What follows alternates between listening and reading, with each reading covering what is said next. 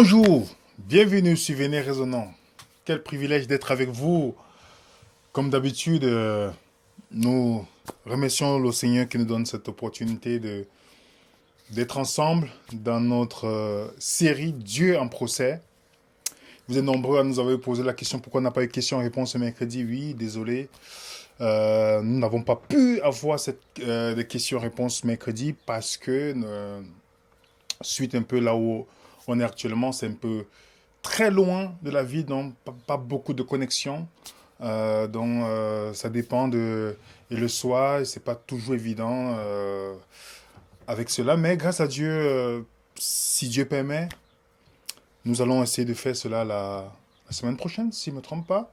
Vous serez, dans tous les cas, vous serez informés, donc ne vous inquiétez pas.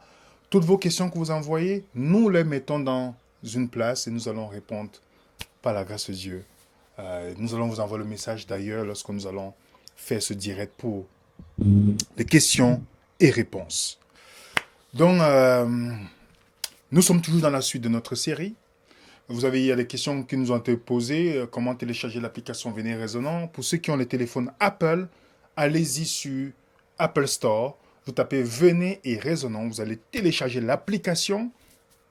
Pour ceux qui ont un téléphone Android, vous partez sur Android, je pense Play Store. Vous mettez Venez Résonnant, vous allez avoir accès.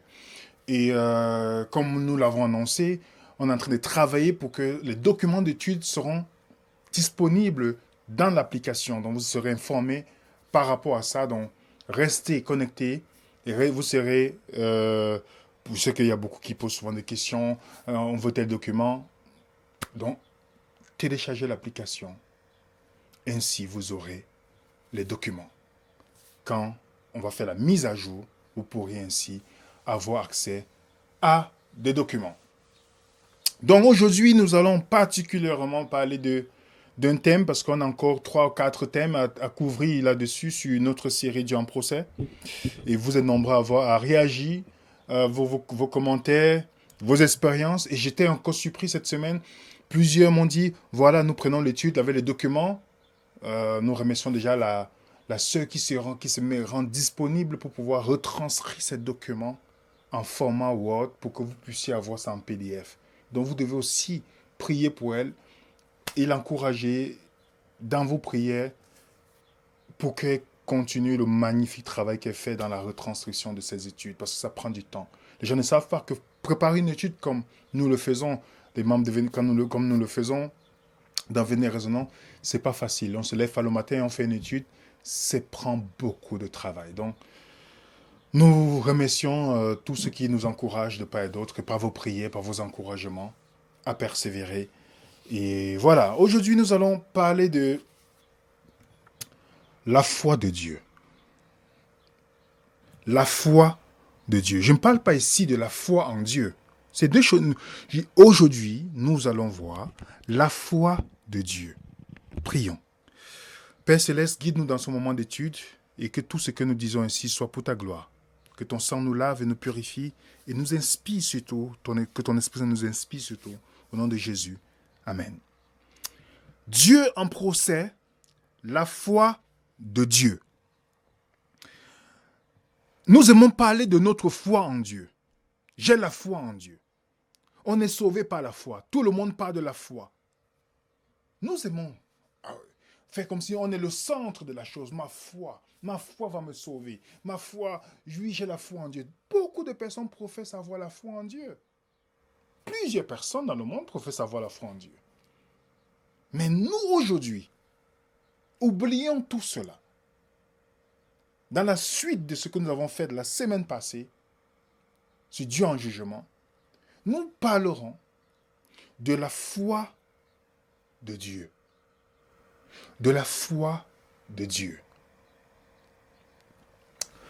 Nous allons aller dans le livre de l'épître de Jean. Jean, le disciple bien-aimé, dans 1 Jean 4, verset 8. Restons ensemble parce que c'est très important qu'on soit concentré et que sur le chat, qu'il n'y ait pas de questions, des gens qui vont perturber notre étude. Non. Restons sur le thème. Si vous avez des questions sur d'autres thèmes, envoyez-nous par email. Je vous en supplie, parce que parfois dans le chat, les gens viennent avec d'autres choses qui ne sont pas liées au sujet dans lequel nous sommes actuellement. Donc nous sommes en train de parler de la foi de Dieu. Dans 1 Jean 4, le verset 8, Jean déclare, Dieu est amour. Voilà la déclaration. Vous n'allez jamais trouver cette expression, avec tout le respect que j'ai pour d'autres personnes qui croient à d'autres religions, vous n'allez jamais trouver cette expression dans l'islam, écrit dans le Coran, que Dieu est amour. Je ne dis pas aimant, Dieu est amour, ni dans l'hindouisme, le bouddhisme. Jean dit Dieu est amour, il ne dit pas Dieu est aimant. Non. L'amour, donc si on veut penser à quelque chose sur Dieu, il dit Dieu est amour. Son caractère, c'est l'amour. Voilà ce que Jean dit après avoir, faisant 3 ans et demi avec Jésus-Christ, il est arrivé à cette conclusion. Oui, Dieu est amour. Donc partout où vous voyez le mot amour, vous pouvez mettre Dieu. Partout où vous voyez le mot Dieu, vous pourrez mettre le mot amour. Et dans 1 Corinthiens 13, le verset 4 à 8, ça c'est la définition de l'amour. Parce que quand il dit amour, ce n'est pas le mot... Je veux d'abord rappeler à nos amis qui nous regardent. Lorsqu'il dit que Dieu est amour, il ne parle pas de l'éros ici, c'est-à-dire l'attirance d'un homme avec une femme et d'une femme envers un homme. Ce n'est pas ce qu'il est en train de décrire ici. Parce que c'est un amour intéressé. Il ne parle pas de l'amour filéo où on est ami avec quelqu'un parce qu'il nous amène quelque chose. Ce n'est pas ce qu'il est en train de déclarer ici. Il ne parle pas de l'amour storgé, c'est-à-dire des parents qui aiment leurs enfants parce que c'est leurs enfants. Ça, c'est conditionnel. L'amour des parents envers les enfants est conditionnel parce que c'est leurs enfants qu'ils aiment cet enfant-là. L'amour entre des amis, vous savez, parfois l'intérêt s'arrête lorsque... l'amitié s'arrête lorsque les intérêts finissent. Il ne parle pas de ce type d'amour-là. Il ne parle pas de l'amour entre un homme et une femme. Ce n'est pas ce que Jean est en train de parler. C'est dit. Dieu est amour. Il utilise le mot agapé qui ici fait référence à l'amour inconditionnel. Désintéressé. Donc, celui qui comprend cette signification d'amour, que Dieu est amour, ça veut dire que l'amour de Dieu envers l'humanité, envers vous et moi, ce n'est pas conditionnel. C'est un amour inconditionnel. Ce n'est pas parce que je suis telle ou telle nationalité ou telle couleur de peau. Ce n'est pas comme ça que Dieu voit les choses. C'est un amour inconditionnel. Et dans 1 Corinthiens 13, Paul donne la description de l'amour. Dans 1 Corinthiens chapitre 13. Si nous partons dans 1 Corinthiens, il dit, l'amour est patient. Donc on peut remplacer, mais Dieu est patient. Le mot en anglais que nous connaissons tous, long suffering, donc Dieu souffre longtemps. Il est plein de bonté. Il n'est point envieux. L'amour ne se vante point. Dieu ne se vante point. Dieu ne s'enfle point d'orgueil. Il ne fait rien de malhonnête. Il ne cherche point son intérêt. Il n'y a rien que Dieu fait. Il n'y a rien que Dieu donne pour l'homme ou donne comme loi à l'homme qui est pour l'intérêt de Dieu. C'est toujours l'intérêt de l'homme que Dieu cherche. Lorsque Dieu dit à Adam, tu ne dois pas manger parce que le jour que tu vas manger, tu vas mourir. Dieu fait ça pour son intérêt. Il n'y a rien que Dieu nous demande dans la collaboration avec nous de faire qui relève de son intérêt. Non. Parce que Dieu cherche l'intérêt de l'autre. L'amour ne cherche pas son intérêt. Et dans tout ce que Dieu fait, de la Genèse jusqu'à l'Apocalypse, on voit toujours, c'est toujours dans l'intérêt de l'homme, de sa créature. Il dit, l'amour ne s'irrite point, il ne soupçonne point le mal. Il ne se réjouit pas de l'injustice, mais il se réjouit de la vérité. Il excuse tout, il croit tout, il espère tout. Il supporte tout, l'amour ne périt jamais. Ce qui nous intéresse ici, c'est le verset 7. L'amour croit tout, donc Dieu croit tout. Le mot qui est là, c'est très intéressant de le voir en grec, pistéo, parlant de foi. Parlant de foi, nous dit en d'autres termes, celui qui a la plus grande foi, puisqu'il croit tout, c'est Dieu. Est-ce que vous voyez est-ce que nous comprenons que Dieu a la foi? Peut-être ça semble révolutionnaire, mais bibliquement, ce n'est pas une révolution. Dieu croit tout. Il a la foi. Et je vais vous démontrer, pas venant de moi, mais dans la Bible. Allons plus loin. Lorsque Adam a péché, Dieu avait fait l'alliance avec Adam quand il lui a donné la terre, le territoire et toutes sortes de choses. Tout. Il devait avoir la domination sur tout ce qui était sur la terre. L'homme échoue. Il a échoué dans cette alliance. Il a tout perdu. Même sa vision de Dieu. Dans Romains 3, verset 23, nous dit « Car tous ont péché et sont privés de la gloire de Dieu. » On a vu ensemble, pour ceux qui ont suivi déjà cette série, la gloire, c'est le caractère. Dans Exode 33, lorsque Moïse dit à Dieu « Fais-moi voir ta gloire », Dieu dit « Je ferai passer mon nom, mon caractère. » La gloire, c'est le caractère. Donc, tous ont péché, sont privés du caractère de Dieu. Donc, nous ne voyons plus Dieu comme une bonne nouvelle. On est privé du bon caractère de Dieu à cause du péché, qui est là pour nous déformer. Et c'est pourquoi l'alliance a été brisée. Dans les Saintes Écritures, Dieu a toujours cherché l'homme avec qui il va bâtir cette alliance. Parce que pour que l'alliance fonctionne, il faut l'intervention de deux parties. Dieu n'est pas un Dieu qui fait des choses d'une manière arbitraire. Il veut la coopération. Quand vous signez un contrat, il faut la volonté de deux parties pour la mise en place de ce contrat. Et ce contrat a été rompu avec Adam. Et Dieu cherche toujours, comme dans 2 Chroniques 16 nous dit, il étend son regard sur la terre pour chercher quelqu'un. Dieu cherche toujours quelqu'un. Il a cherché Noé. Vous vous rappelez dans Genèse chapitre 9, à la sortie après le déluge, Dieu parla à Noé et à ses fils avec lui en disant, voici j'établis mon alliance avec vous. Remarquez bien, Dieu établit son alliance de nouveau. Noé faisait la terre comme Adam. Dieu veut recommencer à zéro avec ce qui est arrivé lors du déluge, avec Noé. Mais qu'est-ce qui se passe plus tard?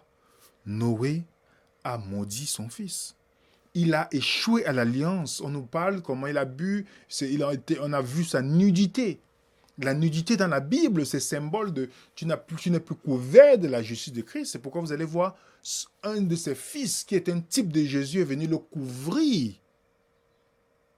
Si vous suivez cette histoire, il est venu couvrir sa nudité.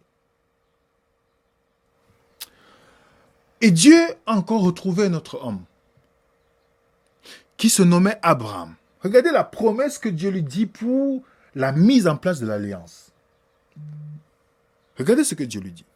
L'Éternel dit à Abraham, va-t'en de ton pays, de ta patrie, de la maison de ton père, dans le pays que je te montrerai.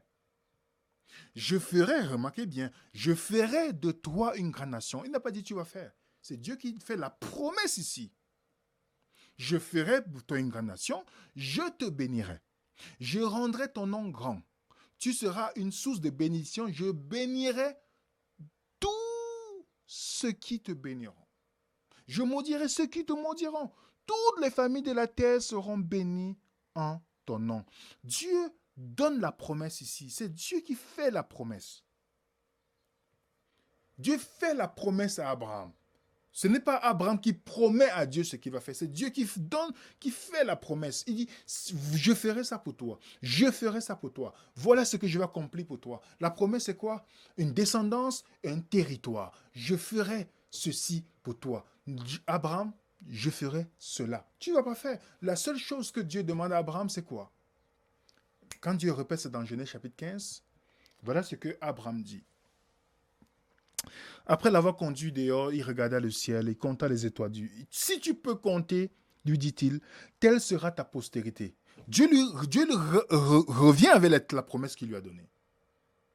Et dans le verset 6, qui est le verset le plus cité dans le Nouveau Testament, on nous dit Abraham eut confiance et qu'il le lui imputa à justice.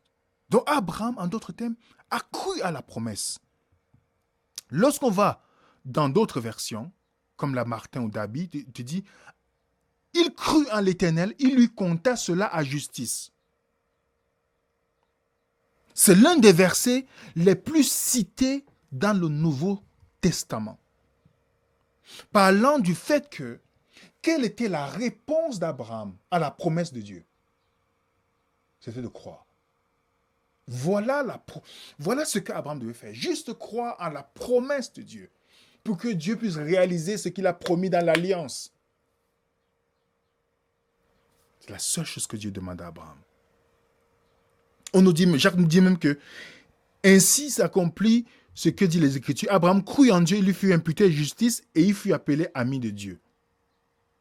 Dieu dit, j'ai trouvé enfin une personne qui a cru en ma promesse, par qui je vais réaliser le plan que j'ai pour l'humanité. Oui, c'est ce que Dieu dit, waouh, il a cru à ma promesse. Mais quelques temps plus tard, Genèse chapitre 16, Abraham décide d'aller vers sa servante pour réaliser la promesse. Abraham n'a pas persévéré dans l'alliance. Il allait aider Dieu à accomplir la promesse. Il voulait accomplir lui-même la promesse que Dieu avait donnée, ce qui est impossible. Et Ismaël est venu, ce qui n'était pas le plan que Dieu lui avait donné. Voilà comment nous voyons une fois de plus l'échec. L'échec parce que Abraham a voulu accomplir la promesse de lui-même. Pour lui-même. Il voulait faire ce que Dieu a promis. Oui. Et ça, c'est ce qu'on appelle le manque. Il a manqué de foi en Dieu. Il n'a pas persévéré dans le fait qu'il a cru à la promesse de Dieu. Et Dieu a voulu encore avec Israël, pas Moïse. Exode 19. Qu'est-ce que Dieu fait? Dieu dit, vous avez vu ce que j'ai fait à l'Égypte, ce que j'ai souligné en jaune.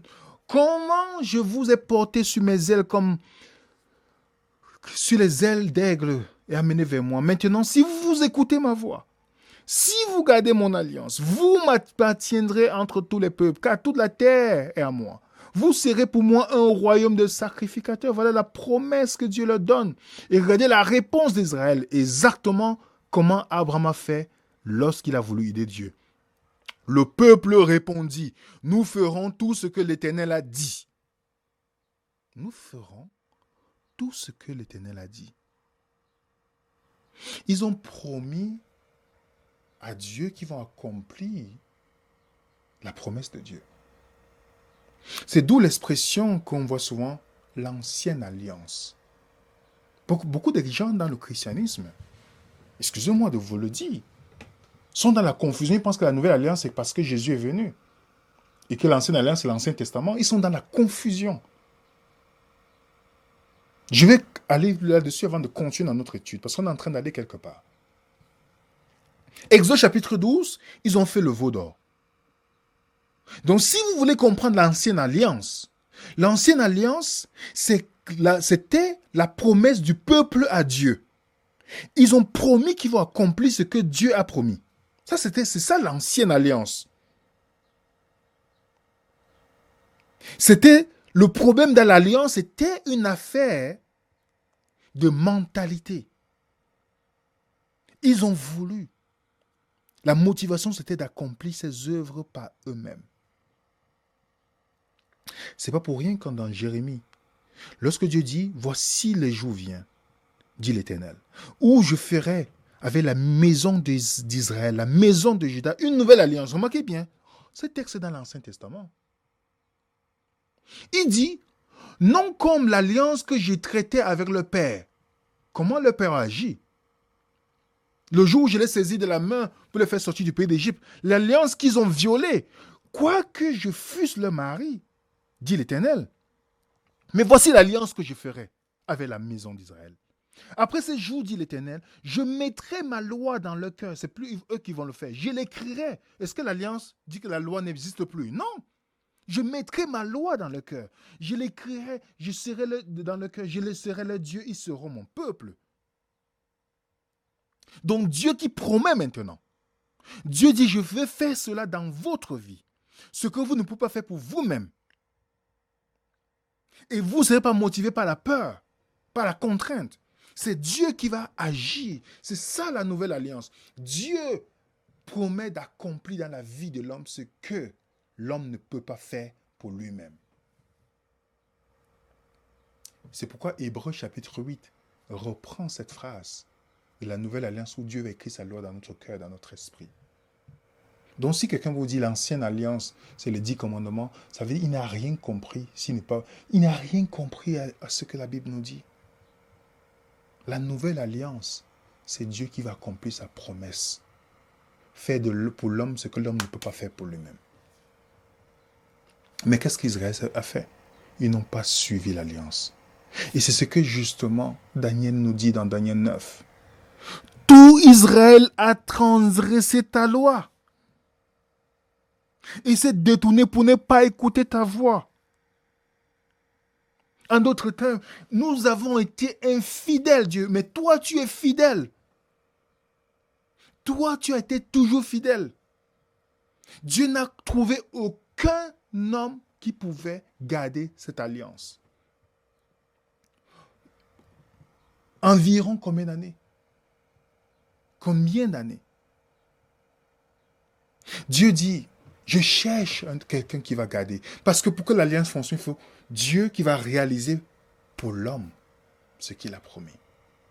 Mais l'homme n'a jamais gardé l'alliance. Pour que l'alliance fonctionne, il faut deux personnes. Dieu fait sa part et l'homme fait sa part en répondant par la foi à l'alliance que Dieu a promis. Mais est-ce que ça s'est passé ainsi? Non. Dieu a été toujours fidèle. Je prends seulement une illustration. Dieu a été toujours fidèle en faisant sa part.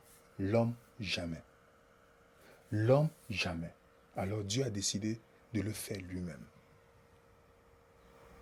Dieu a décidé de devenir homme pour venir faire la part que l'homme était incapable de faire, afin que l'alliance puisse tenir. Pour que cette alliance puisse tenir. Voilà ce que Dieu a fait. C'est pourquoi, pour ceux qui ont suivi ma présentation sur qui est Israël. Israël n'est pas un peuple dans la Bible. Israël, c'est Jésus. Jésus qui est Israël.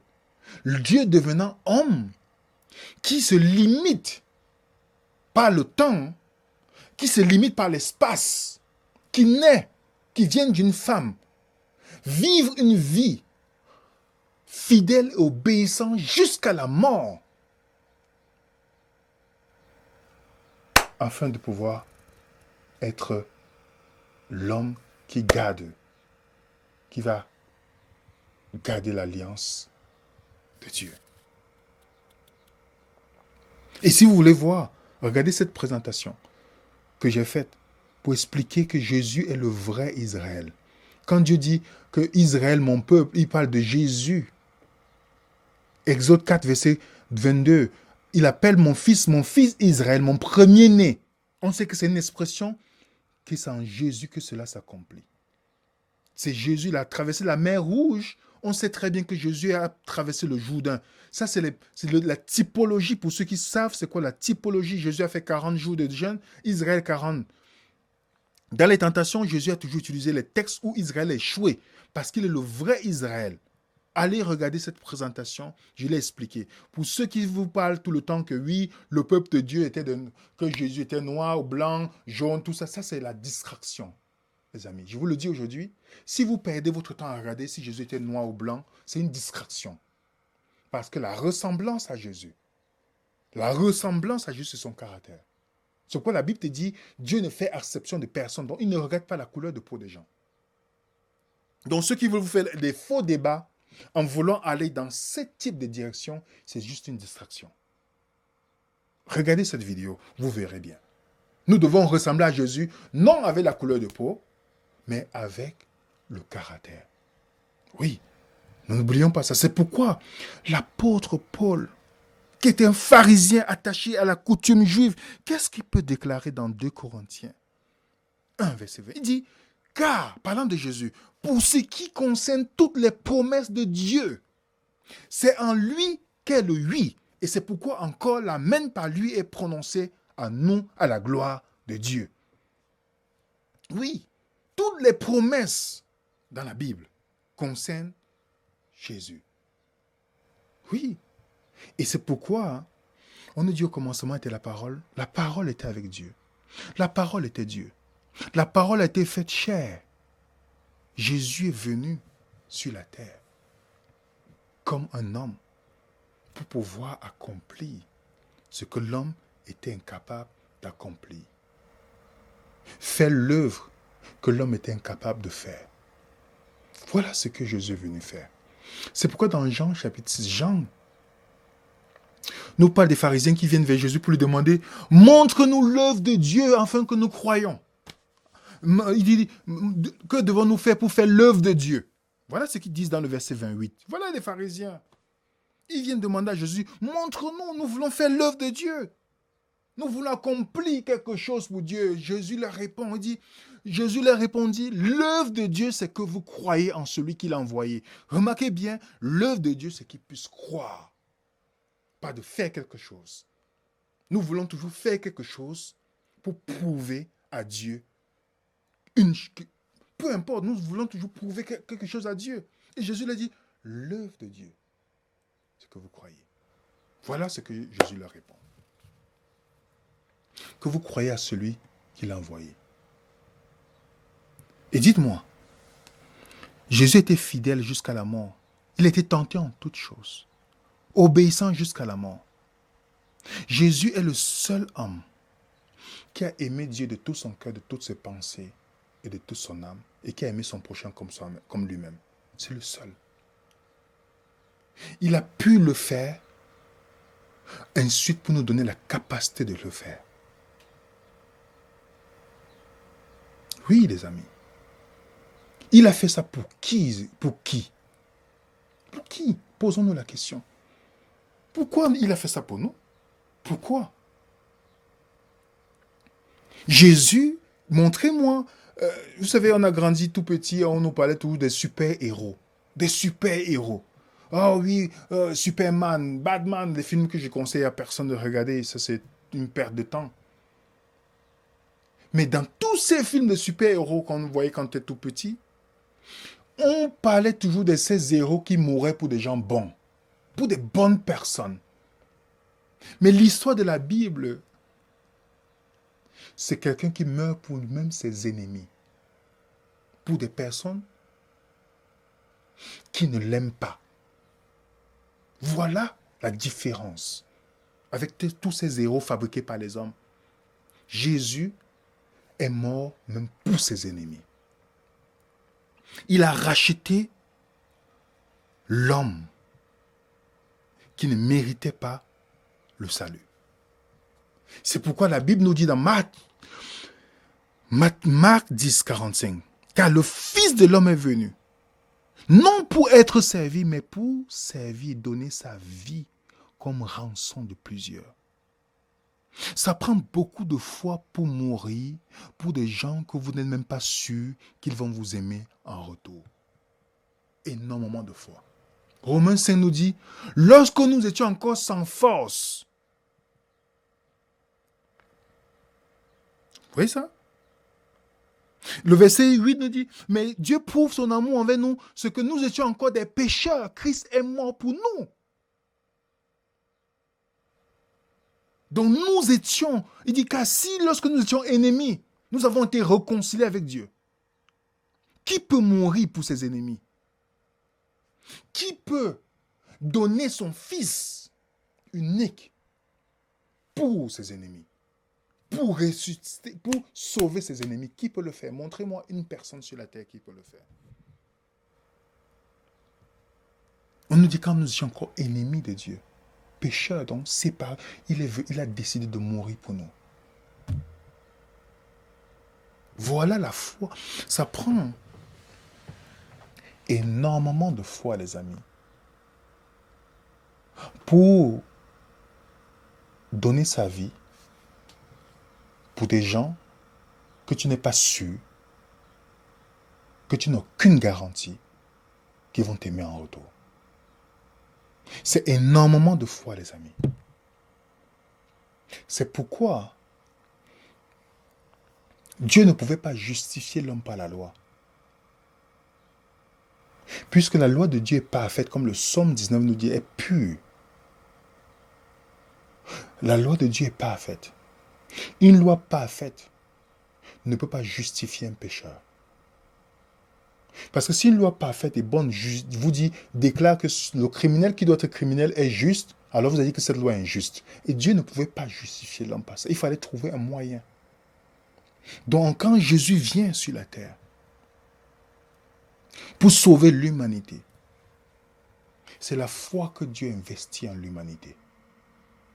Parce qu'il n'a aucune garantie. Parce que l'homme a le libre arbitre. Il n'a aucune garantie. Parce qu'il y a peu d'entre nous ne peuvent investir dans une entreprise qu'on n'a pas de garantie qu'on va avoir un retour. Généralement, on aime investir là où on sait qu'on va avoir quelque chose en retour. Mais Dieu n'avait aucune garantie. Quand Paul déclare dans Romains 1, car je n'ai point honte de l'évangile, car c'est une puissance de Dieu pour le salut de quiconque croit, du juif premièrement, puis du grec, parce qu'en lui est révélée la justice de Dieu, comprenez bien, la justice de Dieu par la foi et pour la foi, selon ce qu'il est écrit, le juste vivra par la foi. Pour bien comprendre ce texte, il faut aller où est-ce que Paul cite ce texte, pour comprendre, parce que c'est toujours bien, on nous dit, il faut 2 ou 3 témoins. Où est-ce que Paul a pris ce texte? Dans Habakkuk 2, versets 1 à 4. 1 à 4, qu'est-ce que nous voyons dans Habakkuk? Habakkuk est en train de se plaindre de l'injustice qui se passe. Il pensait que Dieu était injuste. Et dans la conclusion de verset 4 d'Habakkuk 2, il dit, voici mon âme s'est enflée. Elle n'est pas droite en lui. Mais le juste vivra par sa foi. Le juste, voilà la réponse à Dieu. Le juste vivra par sa foi. Pas la foi de qui? Ma foi? Ma foi? Non. La foi de Jésus. La foi de Dieu. Le juste doit vivre par la foi de Jésus. Nous aimons toujours faire comme si on est le héros dans la situation. Oh, ma foi, ma foi. Pas du tout, les amis. Pour que ma foi puisse monter, il faut qu'elle descende d'abord. C'est la foi en Dieu qui produit la foi en retour, ma réponse. Oui, les amis. Ce n'est pas ma foi qui monte, les foi qui montent. Non, non, non, non, non, non. C'est la foi de Dieu dans ma vie qui produit la foi. C'est pourquoi Paul dit de la foi pour la foi. Donc, une fois que la foi est reçue, elle produit la foi. L'amour éveille l'amour. La confiance amène la confiance. Et la foi produit la foi. Donc c'est la foi de Dieu. La foi de Jésus. Nous avons fait une vidéo là-dessus pour vous expliquer. Dans 2 Corinthiens 5, verset 7, il dit, nous, car nous marchons par la foi et non par la vue. Combien de chrétiens ont la foi de Dieu? J'ai la foi de Dieu. Pas beaucoup. Nous ne marchons pas par la vue. Ça veut dire que Dieu ne nous voit pas comme nous sommes. Non. Dieu ne nous voit pas comme nous sommes. Il voit ce qu'on peut devenir en Jésus-Christ. Voilà comment Dieu nous voit. C'est pourquoi dans 2 Corinthiens 5, toujours, il dit, car l'amour de Christ nous presse. Et pour conclure, il dit ainsi donc, maintenant, nous ne regardons personne selon la chair. Nous ne regardons personne selon la chair. Voilà ce que Paul dit. Nous ne voyons personne selon la chair. Parce que Dieu, quand il est mort pour nous, on était encore ennemis de Dieu. Il a dit, je vais mourir pour ces personnes, même si je ne suis pas sûr, je n'ai pas la garantie qu'ils vont m'aimer en retour. Je vais faire ça pour l'humanité. L'histoire de la commandation, vous voyez, c'est Dieu qui a investi en l'humanité. Il dit, j'imagine seulement ce qu'ils peuvent devenir en Jésus. Voilà comment il nous voit. Dieu nous voit, il dit, il voit chaque personne comme candidat du ciel, par Jésus. C'est pourquoi il y a une belle parabole, très belle parabole dans la Bible. Matthieu 13, 44 à 46. Très belle parabole, les amis, qui illustre la foi de Dieu. Matthieu, c'est Jésus qui parle parce que Jésus avait la difficulté à communiquer le royaume de Dieu à ses disciples. Des pécheurs qui pensaient seulement à un royaume terrestre, Jésus il faisait les illustrations pour leur montrer ce que Dieu a fait pour l'homme. Alors il leur donne cette parabole. Cette parabole qui est souvent mal tournée même parmi les chrétiens, on utilise ça comme si c'est nous qui sommes dans cette parabole. Voilà ce qu'il dit. Vous allez comprendre que ça n'a rien à voir avec nous. Le royaume des cieux est encore semblable à un trésor caché dans la terre, dans un champ. L'homme qui l'a trouvé le cache. Et dans sa joie, il vend tout ce qu'il a acheté et achète ce champ. Remarquez bien, dans le temps biblique, il n'y avait pas de banque. Alors imaginez quelqu'un qui avait un champ et qui avait mis sa richesse dans ce champ. Et il est mort et personne n'est au courant. Et vous, en vous promenant un sabbat après-midi, votre pied cogne quelque chose, vous regardez, vous dites, qu'est-ce qu'il y a ici? Vous commencez à fouiller et vous voyez des trésors tellement immenses que vous couvrez la terre. Et vous partez dire à vos amis, je vais vendre tous mes biens pour acheter ce terrain que vous connaissez. Ils vont dire, mais tu es fou. Est-ce que ça vaut la peine que tu investisses? Je dis oui. C'est pourquoi la Bible nous communique l'état d'esprit, dit pas là. Il dit, nous communique l'état d'esprit de cet homme. Il dit, dans sa joie, il n'est pas triste en faisant ça. Il sait ce qu'il achète. Et le verset 46, le royaume des cieux est encore semblable à un marchand de perles, de marchand qui cherche la belle perle. Il a trouvé une perle de grand prix. Il allait vendre tout ce qu'il avait. Il a acheté. Remarquez, les amis, le marchand qui est là, c'est Dieu, c'est Jésus. C'est ce marchand qui a trouvé une belle perle et qui vend tout ce qu'il possède pour acheter cette perle. Et vous verrez bien. Et comme c'est toutes les conclusions de chaque personne, nous l'avons dit dans la vidéo que nous avons faite précédemment sur la foi de Jésus, dans notre série La formation biblique. Vous allez voir, on a conclu que la valeur de quelque chose est déterminée par celui qui est prêt à payer le prix. Dans cette parabole que nous citons souvent en disant, oui, quand j'ai rencontré Jésus, j'ai tout perdu. Non, nous n'avons rien perdu. Qu'est-ce qu'on va lui donner à Dieu? Une vie de péché, d'hypocrisie, de saleté, de tout. C'est ça qu'on va donner en échange? Vous pouvez échanger une chose sale que vous possédez par des choses précieuses? Non. Qui va accepter ça? C'est Dieu ici qui vend tout ce qu'il... Il donne tout ce qu'il possède en Jésus pour l'humanité. Sans la garantie que nous allons accepter. Il nous a valorisé que sa propre existence. Ça prend énormément de foi. Ça prend énormément de foi de donner sa vie pour des gens que vous n'avez pas la garantie qu'ils vont vous aimer en retour. C'est pourquoi dans 2 Corinthiens, 5 verset 10, il dit, si quelqu'un est en Christ, il est une nouvelle créature. Dieu nous voit en Christ comme une nouvelle créature. C'est la foi de Dieu, les amis. Tout ce que vous voyez que Dieu a toujours fait pour l'homme, ça a pris la foi de Dieu pour qu'il le fasse dans notre vie.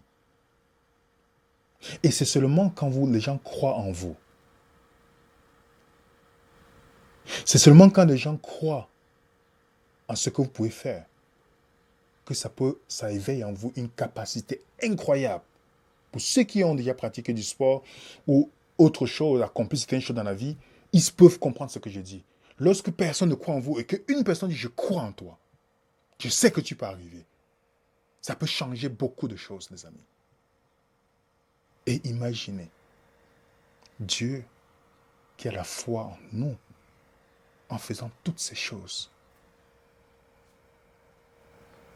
En faisant toutes ces choses. Et Jésus l'a illustré, puisqu'il est l'image de Dieu, dans l'histoire de la femme adultère. Remarquez bien, pour ceux qui ont déjà lu cette histoire, regardez comment la foi de Dieu agit. Les pharisiens viennent le matin pour accuser Jésus d'une femme surprise d'adultère. Déjà, on ne commet pas l'adultère tout seul. C'est pas possible. Ça prend 2 responsables.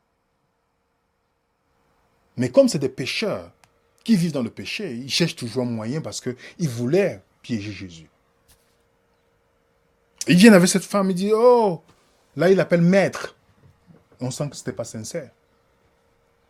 Nous avons rencontré cette femme qui a commis l'adultère. C'est toujours comme ça que les pécheurs s'illustrent lorsqu'ils ont vu quelqu'un dans le péché. Toujours se montrer comme s'ils étaient sans péché. Moïse a dit qu'une telle femme mérite la lapidation. Quoi, toi, qu'est-ce que tu dis? Ils veulent piéger Jésus. Si Jésus dit lapider là, ils vont appeler les Romains. Parce qu'ils étaient sur l'Empire romain, ils n'avaient pas le droit de tuer quelqu'un sans l'approbation de l'Empire romain. Ils devaient dire, il a demandé de tuer quelqu'un. Si Jésus dit, ne suivez pas ce que Moïse a dit, il devait dire, vous voyez, il ne respecte pas Moïse. Donc c'était une manière de piéger Jésus. Jésus l'a dit, bien sache que celui parmi vous qui est sans péché, lui jette la première pierre.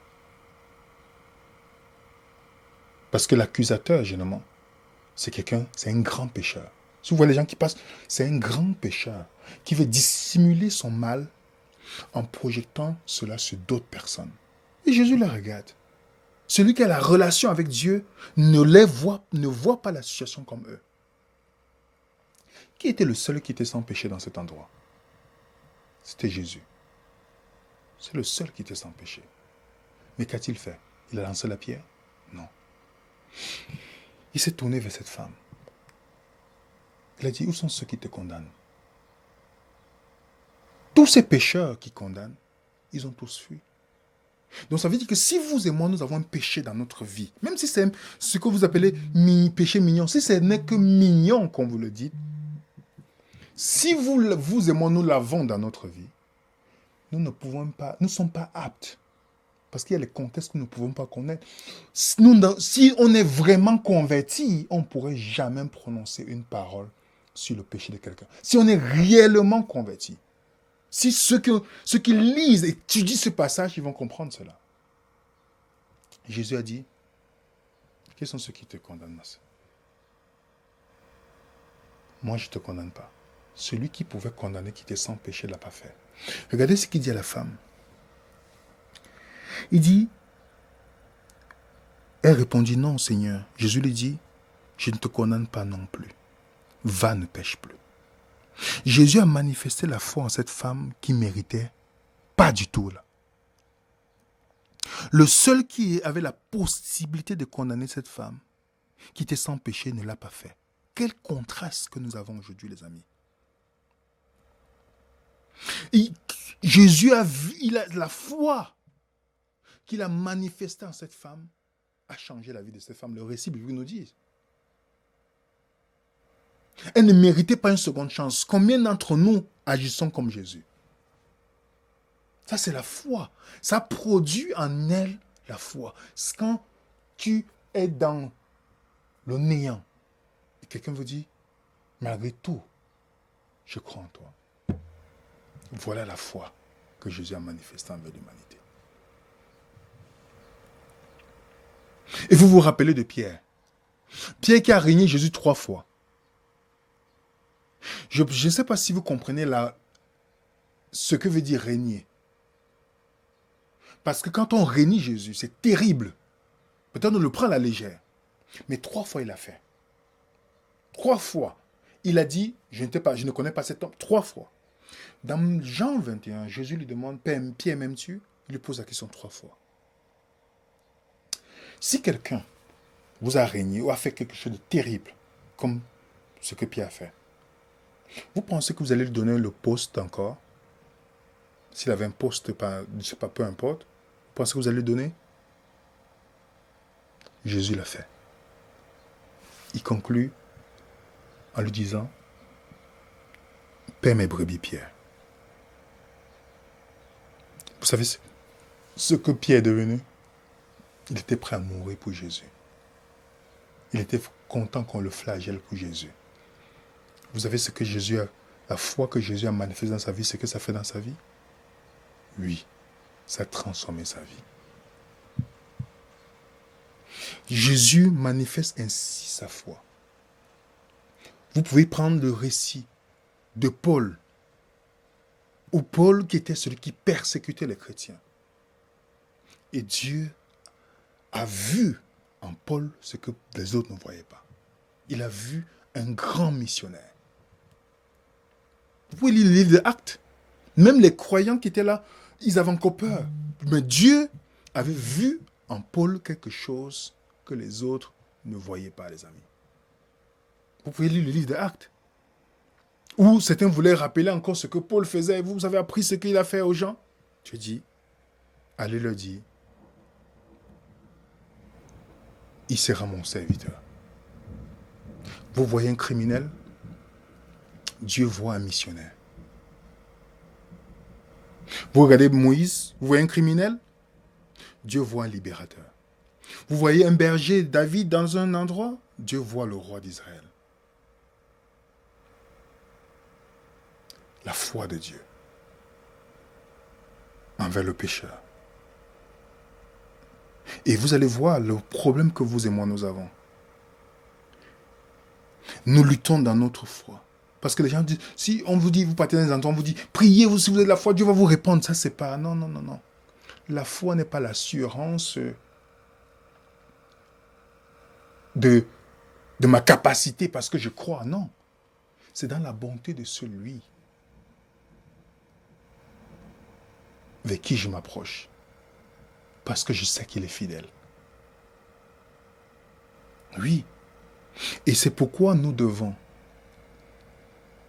en comprenant la foi de Dieu, comme la Bible nous dit dans 1 Jean 2, verset 6, celui qui dit qu'il demeure en lui doit marcher aussi comme lui. Nous devons, les amis, marcher dans la foi de Jésus. La même foi que Dieu a manifestée en nous, si nous l'avons reçue, c'est ce que nous allons faire aux autres. Mais si vous et moi n'avons pas reçu, vous allez voir ce que nous ferons le contraire. Vous savez le nombre de personnes que vous trouvez dans le mal, et peu importe, que vous dites, malgré cela, je crois en toi, je sais que tu peux t'en sortir. Il y en a peu de personnes qui ont cette capacité.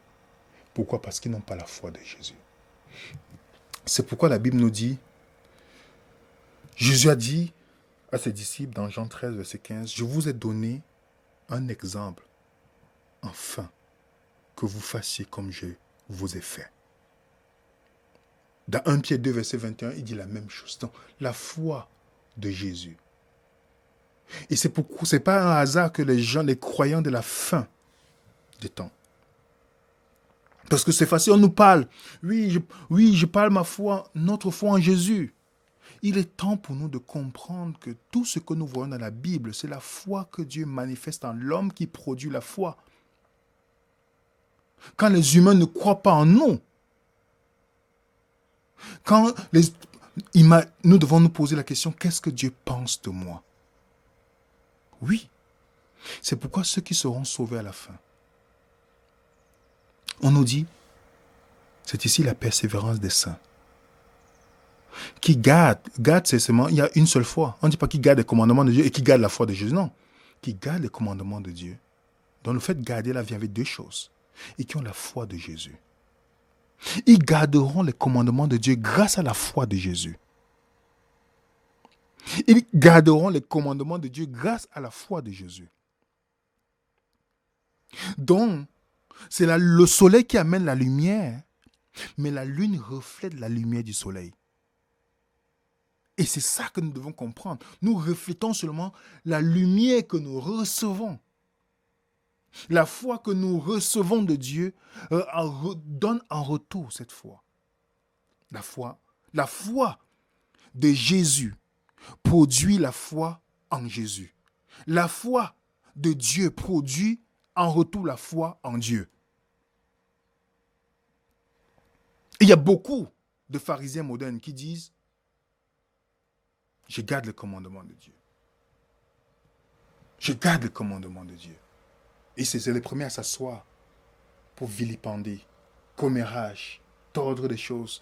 Tout. Ils vont faire tout ce qui est possible pour détruire même les gens, pour lutter pour des postes, pour détruire la réputation de quelqu'un d'autre. Ils vont dire qu'ils sont avec Jésus. Non. Ne vous trompez pas, nous allons faire une présentation là. Vous allez voir pourquoi le caractère de Dieu est très important.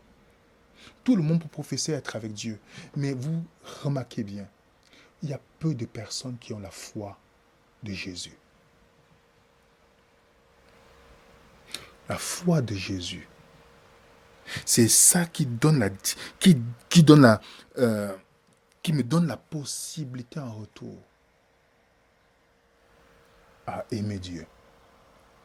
C'est pourquoi c'est seulement l'amour qui éveille l'amour. Lorsque je comprends l'amour de Dieu pour l'humanité, lorsque je comprends l'intention de Dieu pour moi, vous pensez comment je vais l'approcher dans la prière? Parce que dans beaucoup de sortes de christianisme, on vous apprend comme s'il faut crier, vous flageller. Qu'est-ce que Jésus a fait? Vous avez vu Jésus le faire? Seulement quand il intercédait pour l'homme, dans Hébreu. Mais vous avez vu Jésus, quand il venait pour prier pour son Père, il savait le cœur de son Père. Ça prend la confiance de savoir que tu es en train de vivre la douleur du monde. C'est toi. Mais tu dis, non pas ma volonté, Père, mais ta volonté. Oui, les amis. C'est énorme ce que Jésus a fait. Il nous montre un exemple. Il connaissait le cœur du Père, malgré les circonstances qui étaient là. À la fin des temps, comment nous allons nous en sortir? Nous ne pourrons pas nous en sortir, les amis, jamais. À la fin des temps, ceux qui vont être sauvés, c'est ceux qui ont justement la foi de Jésus. Ce n'est pas notre connaissance des événements prophétiques. Ce n'est pas toutes ces choses qui vont nous sauver, bien que c'est important de le connaître. Mais qu'est-ce qui va nous permettre de tenir lorsqu'il y aura la tribulation? Il n'y a que l'amour qui permet de rester fidèle, peu importe. Seulement quand je connais le cœur de Dieu, que même si les événements sont contraires à ce que je pense, je peux quand même faire confiance à son cœur envers moi.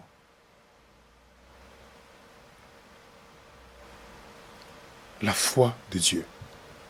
Celui qui a la plus grande foi dans les Saintes Écritures, c'est Dieu. C'est lui qui a la plus grande foi. Et c'est une bénédiction pour nous, les amis. Nous devons comprendre quand l'homme a péché, Dieu a laissé 99 brebis comme il donne dans la parabole pour venir pour une brebis dont tu n'es pas sûr qu'en retour. Je vais conclure avec ça. Une fois, beaucoup de peut-être certains parmi vous qui connaissent Patrick, un jour j'avais mon ordinateur qui avait un problème de charge et on a commandé sur eBay. C'était eBay qui était beaucoup plus à cette période-là. Il y avait Amazon, mais on est parti sur eBay. On a commandé un chargeur. Ça a coûté 50. On a acheté comme je pense 40 pièces, 40 euros, un truc comme ça, ou 50. Et la pièce est venue. Le chargeur est venu, mais ça ne fonctionnait pas. Si cet homme avait écrit que ce chargeur ne fonctionne pas, est-ce que vous pensez que je l'aurais acheté? On l'aurait acheté? Non. Pas du tout. Si quelqu'un vous vend, ça ne fonctionne pas, à moins que vous êtes technicien pour réparer, mais non, c'est pas ça qu'on voulait. Il a mis le prix qu'on retrouve à Apple, mais il n'a jamais dit que ça ne fonctionnait pas. Mais imaginez quand Dieu nous rachète. Il n'est pas surpris. Il sait que nous ne fonctionnons pas. Dans notre valeur, où tout ce que nous pensons de nous-mêmes ne vient pas de nos capacités, de notre compte bancaire, de la famille où on vient, ce n'est pas ça qui fait la valeur devant Dieu. C'est pourquoi l'évangile, ce n'est pas ce que nous faisons pour Dieu, mais c'est ce que Dieu a fait pour moi. On parle de l'évangile éternel. Dieu savait qu'on ne fonctionne pas. Et nous a rachetés quand même. Parce que il savait qu'il va produire, que si on comprend son amour pour nous, ça va produire en nous la foi en lui. Et si vous voulez avoir une grande foi, les amis, il est impossible d'avoir une grande foi tous les jours sans connaître l'amour de Dieu. C'est pourquoi la tribulation, ceux qui vont tenir, c'est parce qu'ils connaîtront l'amour et le caractère de Dieu. Ils sauront que même s'ils sont persécutés dans les derniers retranchements, Dieu ne les a pas abandonnés. Que Dieu puisse nous aider à étudier. Regardez aussi cette vidéo que nous avons faite sur la foi de Jésus pour compléter ça.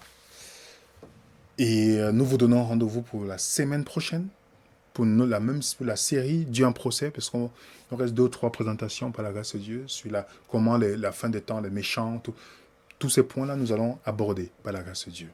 C'est quoi? Est-ce que les gens vont mourir, vont être torturés éternellement en enfer? Et on a d'autres points à toucher avec vous. Et afin de pouvoir compléter cette série. Si c'est votre première fois sur cette chaîne, n'hésitez pas à vous abonner juste en bas. Et aussi, si vous voulez que cette vidéo soit référencée sur YouTube, n'hésitez pas à mettre un coup de pouce sur cette vidéo pour que YouTube puisse partager et puisse permettre que cette vidéo soit référencée sur sa chaîne tant que nous avons. N'hésitez pas aussi, juste en bas, parce que vous savez aujourd'hui avec tout ce qui se passe, nous avons à la description la chaîne Odyssée et la chaîne Rumble. On met au fur et à mesure des études dans ces 2 chaînes-là. Donc vous pouvez vous abonner déjà et vous habituer déjà. Il y a les présentations qu'on va mettre au fur et à mesure sur cette chaîne-là. Vous avez ça à la description de cette vidéo. Si vous avez des commentaires par rapport à cette vidéo que vous avez suivie et comment ça vous a édifié et autres, mettez les commentaires en bas de cette vidéo. Ça nous fera plaisir de pouvoir lire vos commentaires et ce que Dieu fait dans votre vie à travers tout ce partage qui nous permet de faire. Nous vous souhaitons une bonne après-midi pour d'autres, une bonne journée pour certains, bonne soirée. Et nous vous disons à très bientôt sur Venez Raisonnons. Que la paix du Seigneur soit avec vous. À bientôt les amis.